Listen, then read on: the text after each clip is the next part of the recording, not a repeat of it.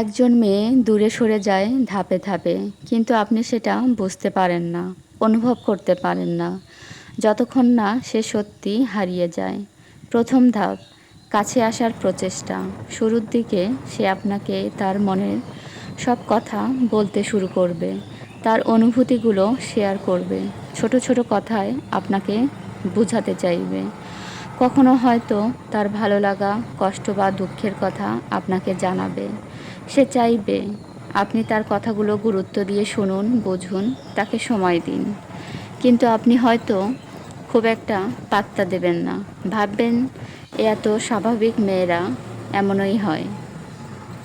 আপনি হয়তো ব্যস্ত থাকবেন, অথবা ভাববেন সে সব সময়ই হয়তো আপনাকে বলবে, আজ না শুনলে কি হয়েছে। কিন্তু আপনি বুঝতে পারবেন না, এটাই প্রথম ধাপ, যেখানে সে আপনাকে তার জীবনের অংশ বানানোর চেষ্টা করছে। দ্বিতীয় ধাপ, অভিমান আর আবেগের বিস্ফোরণ। যখন সে দেখবে আপনি তার কথা, অনুভূতি, ইমোশন বুঝতে চাইছেন না বা তেমন গুরুত্ব দিচ্ছেন না, তখন সে অভিমান করতে শুরু করবে। অল্প কিছুতেই ইমোশনাল হয়ে পড়বে, আপনার কথায় কষ্ট পাবে। সে চাইবে আপনি তাকে সময় দিন, তাকে বোঝার চেষ্টা করুন। এই সময়ে সে হয়তো ছোটোখাটো বিষয় নিয়ে অভিযোগ করবে, আপনার কাছে বেশি সময় চাইবে, হয়তো কিছু না বললেও চুপচাপ বসে থাকবে আপনার মনোযোগের জন্য। আপনি ভাববেন সে অহেতুক রাগারাগি করছে, আবেগপ্রবণ হয়ে পড়ছে। আপনি হয়তো তাকে আশ্বাস না দিয়েই নিজের মতো থাকবেন। কিন্তু আপনি বুঝতে পারবেন না, এটি দ্বিতীয় ধাপ, যেখানে সে তার আশা ভরসার শেষ চেষ্টা চালিয়ে যাচ্ছে। তৃতীয় ধাপ, ধৈর্যের শেষ সীমা।